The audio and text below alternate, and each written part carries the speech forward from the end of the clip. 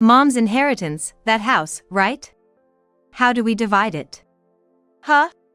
When Mom fell ill, I checked the whole house, but there didn't seem to be anything valuable in it. Are you thinking to continue living there? If that is the case, I won't get anything from it. Wait a moment. You can't just spring this on me all of a sudden. We've had 6 months to think about it, so it's not all of a sudden, is it? And then, here's what I've thought. The house is old, and I think it's becoming unsafe to live in soon. Even if we renovate the house, it'll be cost so much money because it's a big rural house. So, why not demolish the house and sell the land instead? The land is spacious, so I think it will fetch a decent amount of money, and it will be easier to divide once we have cash on hand. My mother had just passed away, and not even 2 seconds had passed since we left the hospital room. My sister had started talking about the inheritance distribution as if it were the most natural thing to do. It was inappropriate to have that sort of conversation yet. People have many different emotions, but at that moment, anger surpassed them all. My sister's words triggered a wave of anger on top of my sadness. Are you fine with me taking everything that's left in the house? You're single, so you don't really need that much money, right? But that would be too unfair. How about this? You can have the rundown shed in the garden. You can have whatever is in there. We'll split the land between the two of us, so let's share the cost of demolishing the house equally. But I am giving you the shed, so you'll have to cover the cost of its demolition on your own. I had so much to say about my sister. But right now, my priority was my mother. Fine, I agree. Really? Yay! Thank you. As soon as I accepted my sister's demands, she didn't even try to return to the room where our mother was in. Rather, she left the hospital with a spring in her step. It seemed like our mother was nothing more than a piggy bank to her. My anger continued to become bigger and bigger inside me. However, when my sister was gone, I surprised myself by immediately agreeing to demolish our childhood home and sell the land.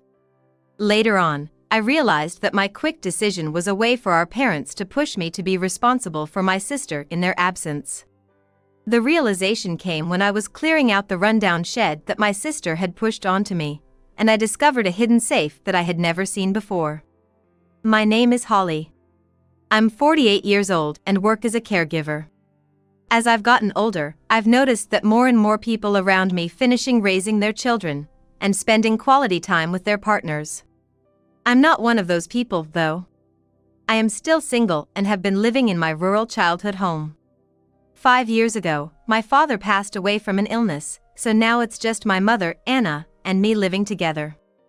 Despite that I am almost turning to 50, I have no experience with raising children or enjoying the company of a partner. People sometimes give me a pity look when they hear I'm single and almost 50, but I don't mind being alone at all.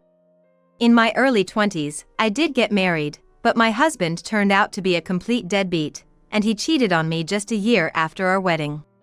Why did I marry such a man? If you were going to get divorced so soon, wouldn't it have been better not to get married in the first place? Some people might think that. I certainly do. Back then, I was in my early 20s, so I can only chalk it up to youthful foolishness. It's truly a dark chapter in my life.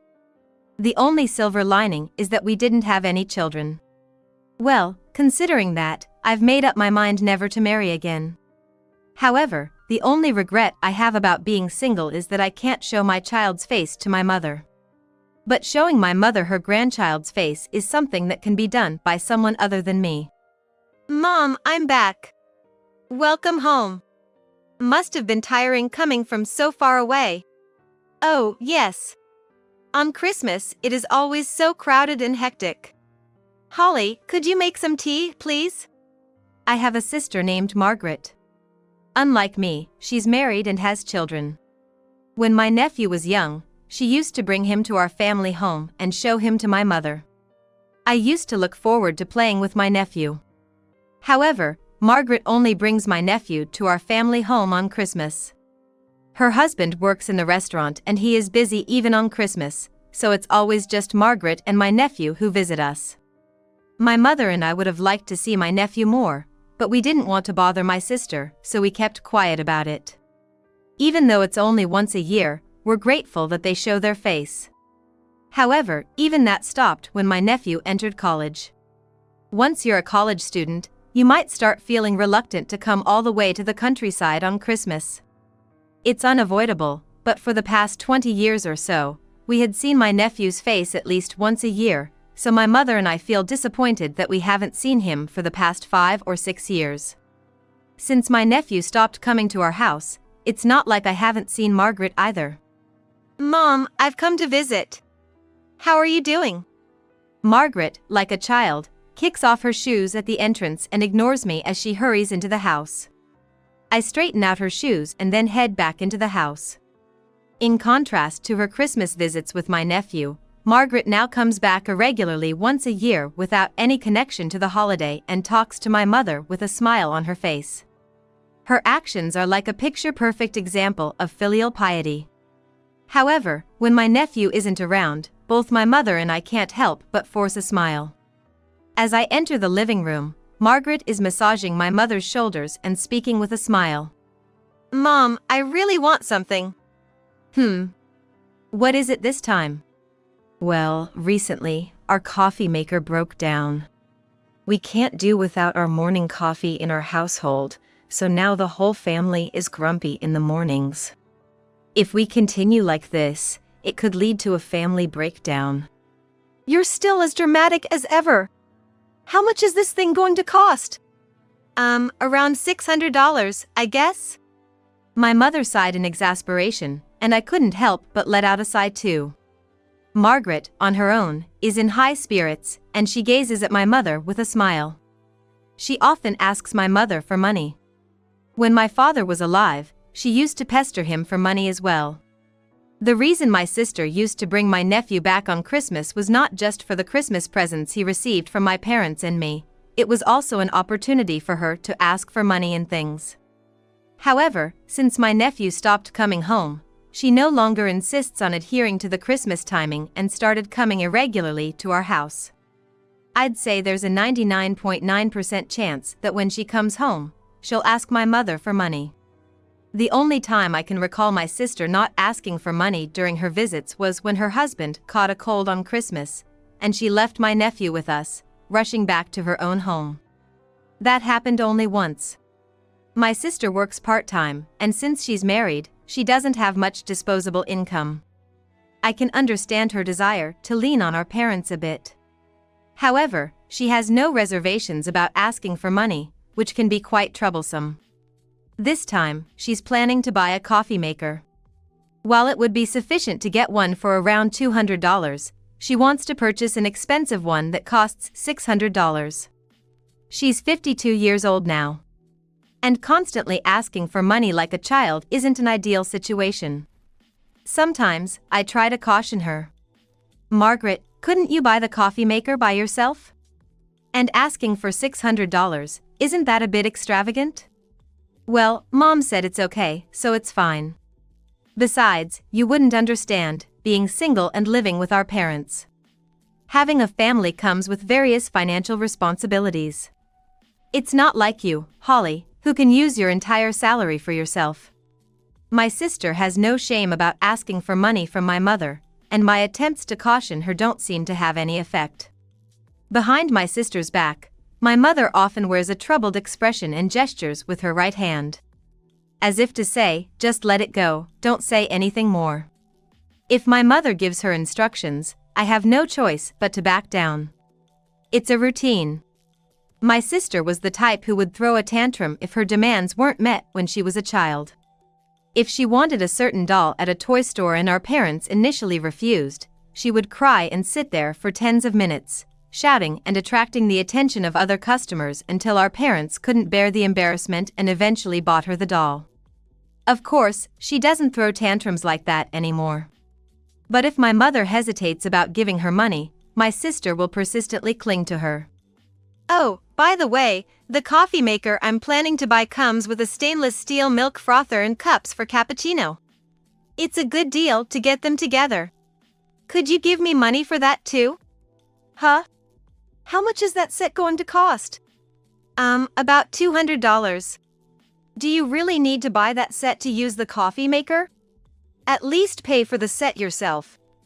Even though she had just received $600, she immediately asked for an additional $200, causing my mother to wear a stern expression.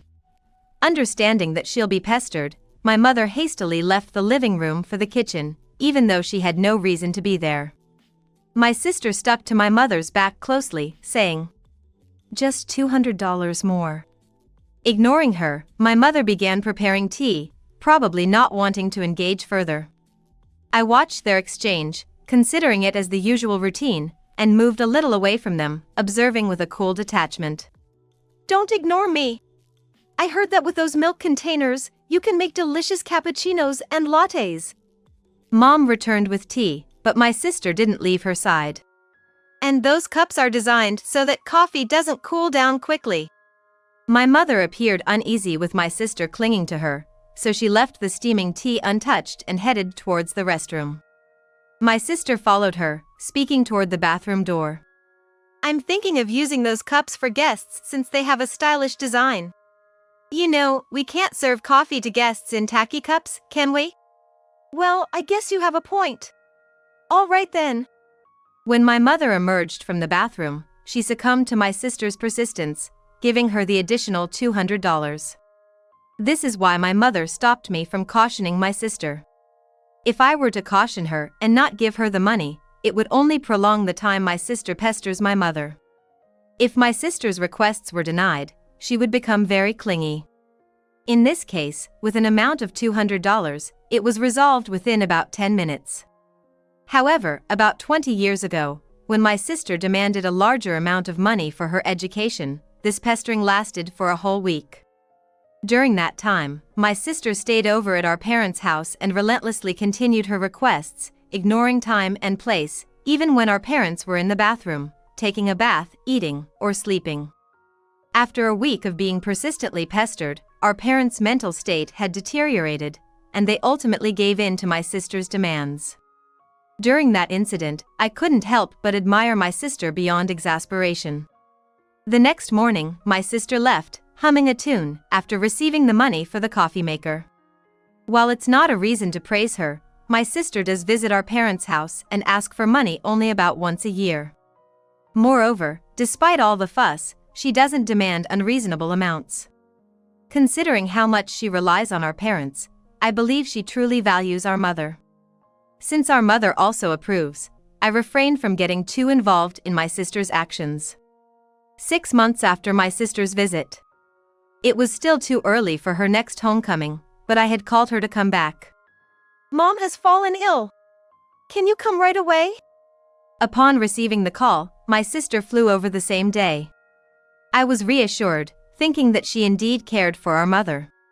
My sister and I listened to the doctor's explanation, and it was mostly as we had expected. Our mother is turning 80 this year. I don't want to say it out loud, but that's what it amounts to.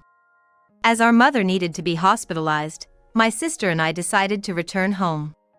When we arrived home and saw the living room empty without our mother, I felt a sense of loneliness.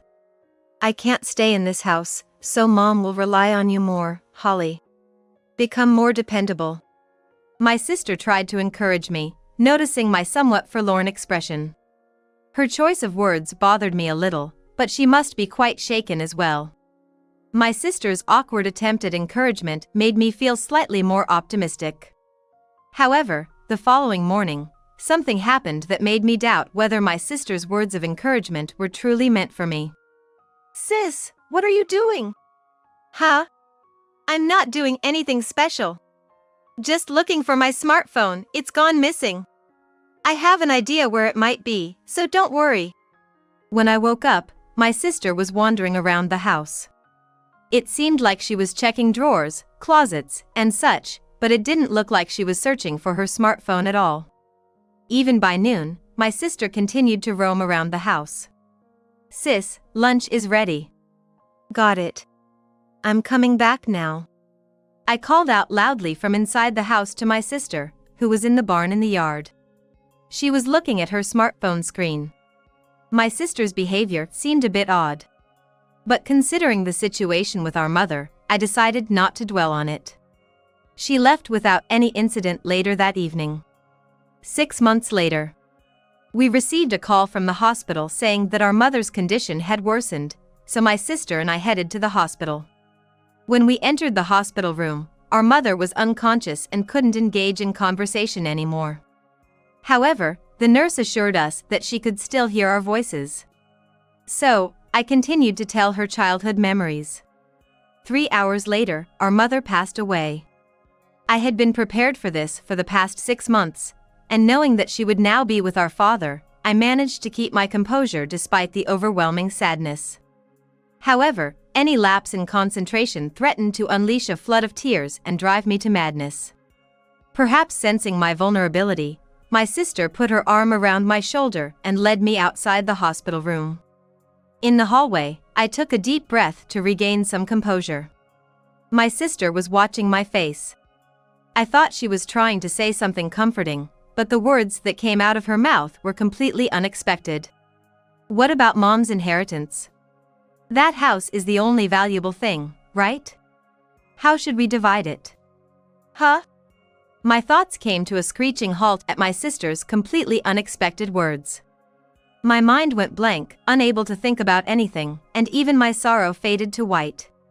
My mind had stopped working, and I couldn't find words to respond. My sister proceeded to talk. "When Mom fell ill and I checked the house, there was nothing that seemed valuable, you know. Are you going to continue living in that house? If so, I won't have anything left to inherit." "Hey, wait a minute, don't spring that on me all of a sudden. People usually discuss these things ahead of time, right? It's been 6 months, so it's not sudden. So, I've been thinking about it. The house is old, and I think it's becoming unsafe for you to keep living there. Even if you renovate, it's a big old house in the countryside, so it would cost a lot of money. So, what if we just demolish the house and sell the land? The land is quite spacious, so it should fetch a good price, and it would be easier to divide that way, don't you think?"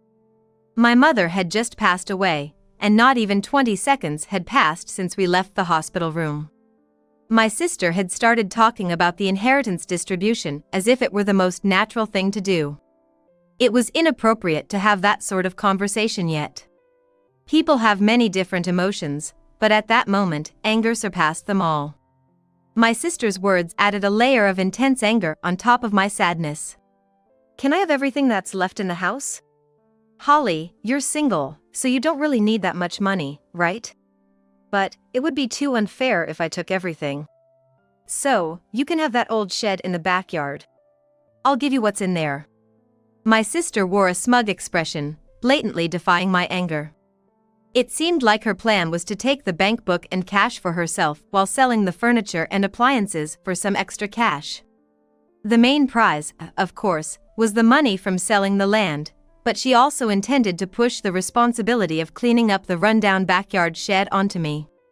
"We'll split the land evenly, so let's share the cost of demolishing the house.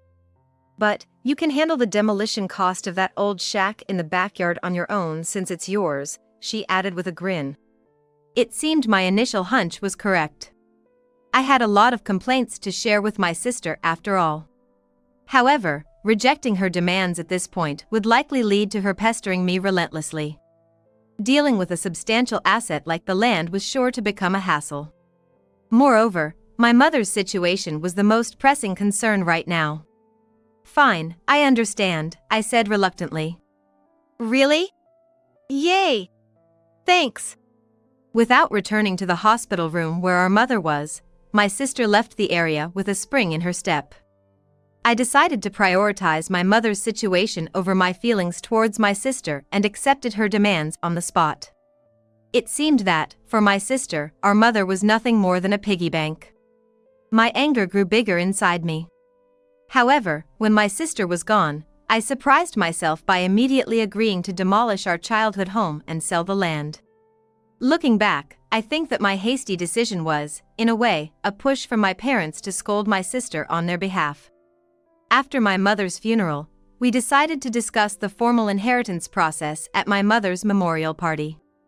In the meantime, I began to tackle the cleanup of the old shed. Later on, my sister, perhaps wanting to avoid the topic of splitting the demolition cost for the shed, brought a handwritten document containing the details of our conversation outside the hospital room and asked me to sign it. I wanted to lose my temper and argue, thinking about it later, but at that moment, I was filled with irritation. Recalling that, I started to feel a hint of frustration while cleaning up the ramshackle shed. Given that my sister had handed them off to me, everything in the barn was nothing but dusty and scattered items. The barn itself was in shambles, with walls and pillars in a dilapidated state. I couldn't help but think that one good kick on a pillar could bring the whole thing crashing down. As I started to clean up the shed, I found several items. I hoped they might be valuable, but I couldn't find their market value online. Antique valuations, unlike those for games or branded items, usually required proper appraisal, making it impossible to research easily online. Also, even if something looked expensive, most of it was practically worthless. My sister seemed to have reached the same conclusion after checking online valuations for the shed's contents. I had no complaints if it meant getting rid of the vases. But there was one big problem. How do I even dispose of this? I am already too exhausted to tackle this problem. As I gazed upon it, all I could do was sigh deeply. There was a quite old car in the shed that seemed impossible to move. It had been covered with a car cover for a long time, so despite some rust, it looked surprisingly clean, considering it had been abandoned for decades. However, it was not worth the high cost of repairs, and it wasn't something I had any intention of driving. Since this seemed like it would take some time, I decided to leave it for last. As I continued cleaning up the shed, a dusty safe emerged from the corner. It stood about knee-high and was about the width of one arm. A classic black safe with a dial that one might commonly see on TV or in manga. Of course, there was no key, and I couldn't see what was inside. Furthermore, it was too heavy for me to move on my own. As more troublesome items emerged after the car, I once again found myself in a predicament. However, I suddenly remembered watching a TV show where they attempted to open a locked safe. In that program, a locksmith had successfully opened a safe. While it turned out to be empty, the safe itself seemed to have value, and the locksmith offered a decent sum to buy it. Though the safe in front of me didn't appear to have any value, I couldn't help but be curious about its contents.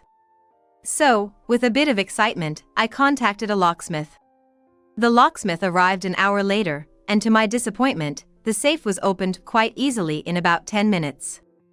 It turned out to be a safe made around 40 years ago, and its mechanism wasn't overly complicated.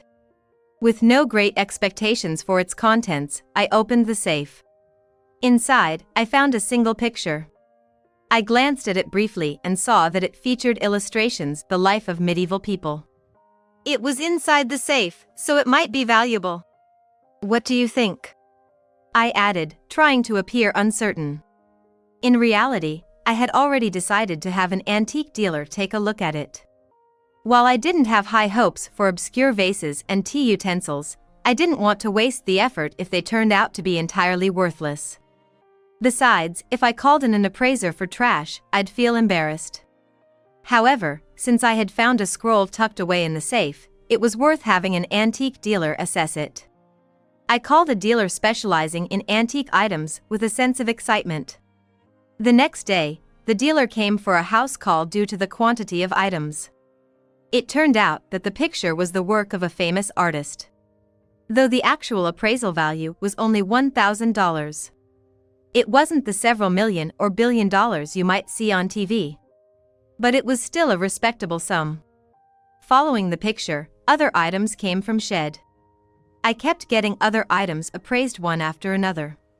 Things that he had thought were worthless were getting price tags of thousands of dollars one after another. After appraising the other items from the shed, the total value of the antiques came to around $3,000.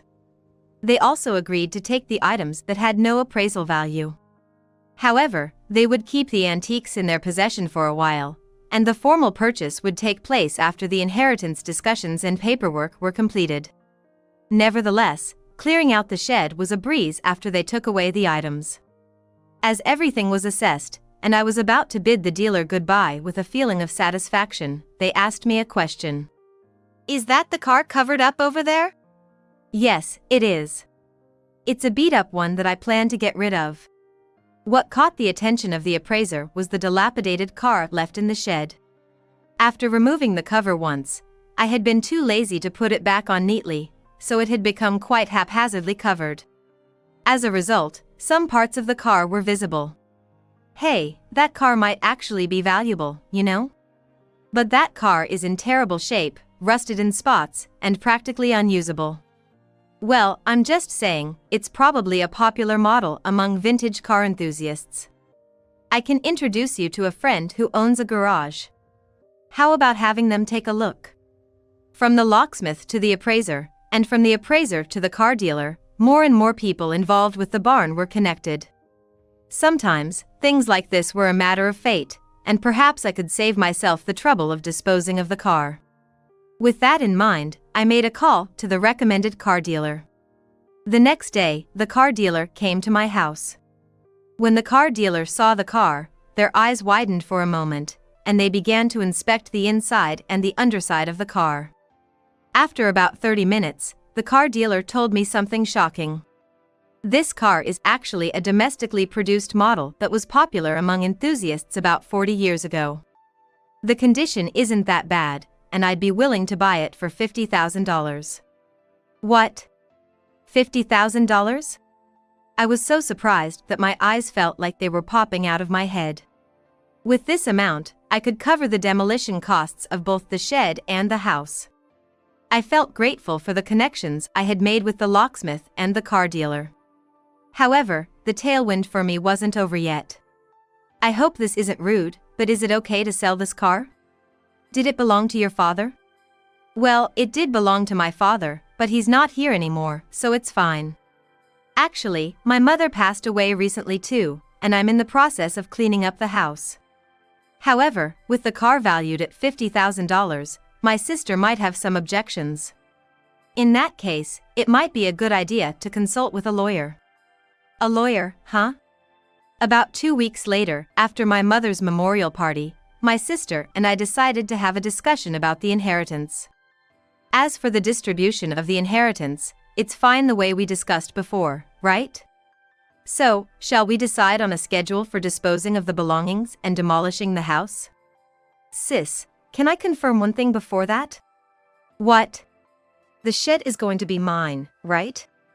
That's right. Why are you bringing this up now? We even signed the paperwork on the day of the funeral. You know you have to cover the demolition costs for the shed, right? I'm not questioning that. I just wanted to make sure. You see, the antiques from the shed were worth $3,000, and the car is worth $50,000. What did you say? My sister was so astonished that her jaw looked like it might unhinge. I could understand her feelings because I felt like my eyeballs were about to pop out too. No one could have imagined that a treasure was hidden in that rundown old barn.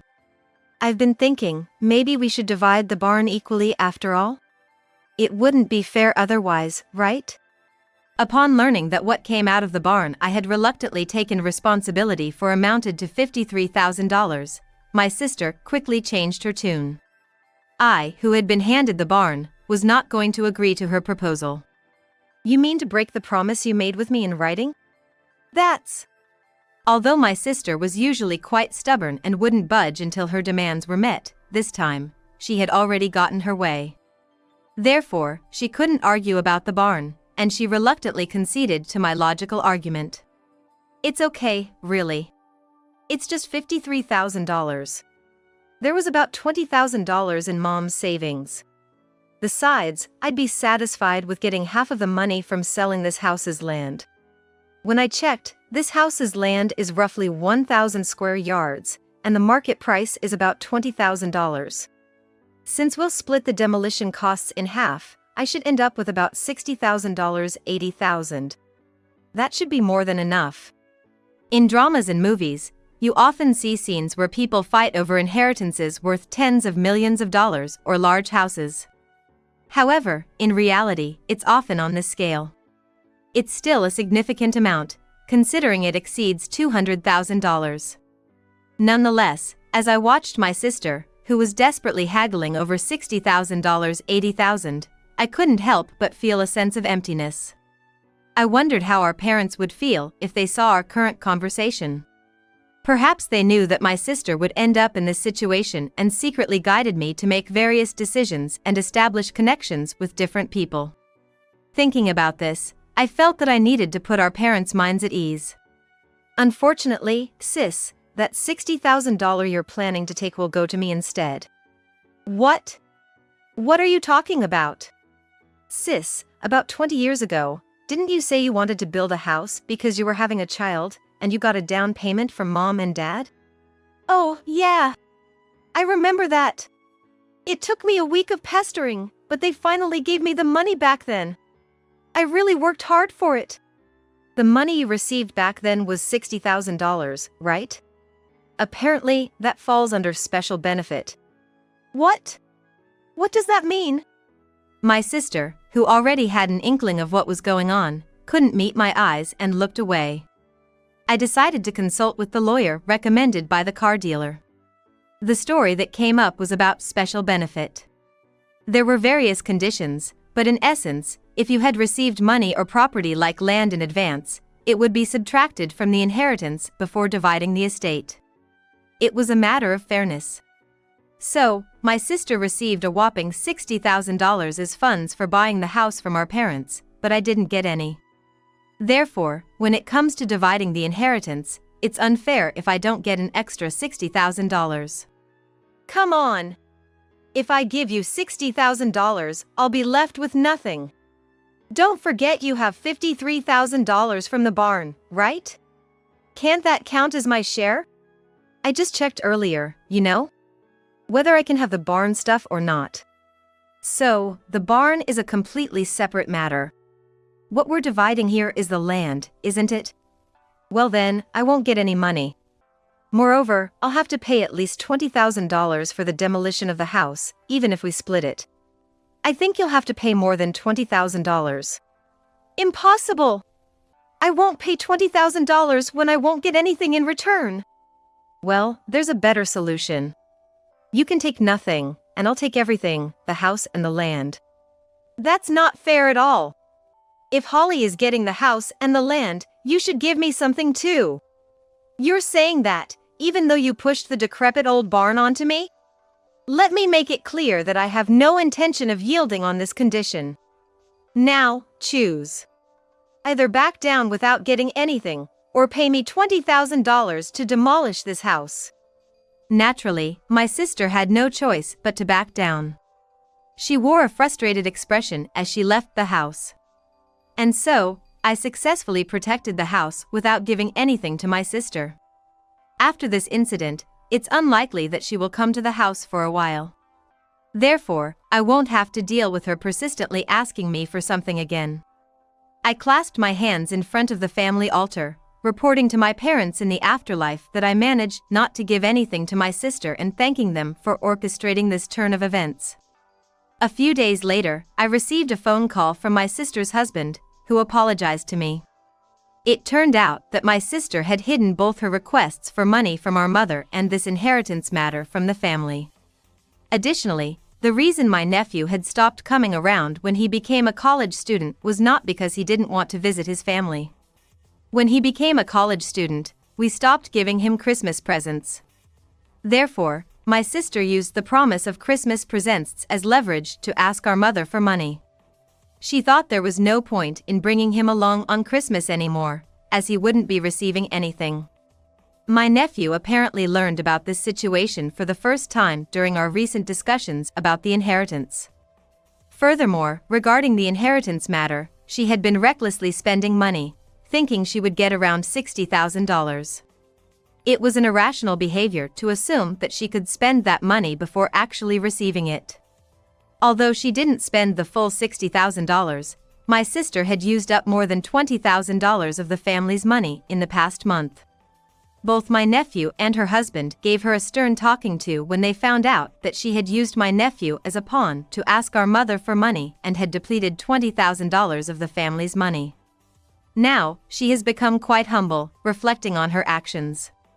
I believe this outcome is the result of our parents coming from the afterlife to give my sister an advantage. With no need to demolish the house anymore, I still live in my childhood home. I converted the treasure from the barn into cash and set it aside for future house repairs. Additionally, my nephew, now a working adult, occasionally comes to visit. Today, I'm thankful for the peaceful days I get to enjoy without any trouble and offer my prayers in front of the family altar.